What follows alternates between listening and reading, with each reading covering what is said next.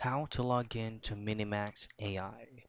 The first things first, if you pull up any web browser that you want to use and head directly to minimax.com's official site, you won't be able to see the login or sign in or even sign up option on this site right here.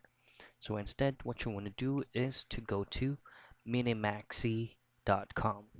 That's right. So that's actually an I after X. So once you have fully visited the site right here, this is an actual Minimax official site as of 2025. For you to be able to log in, just go to Get Started Free. Now you will be redirected to a different window, and all I have to do next is choose this option right here that says Halo AI. Now you will again redirect or be redirected to another window, which is actually the Halo AI's site. So for you to be able to use Minimax, all you have to do is to log into Halo AI.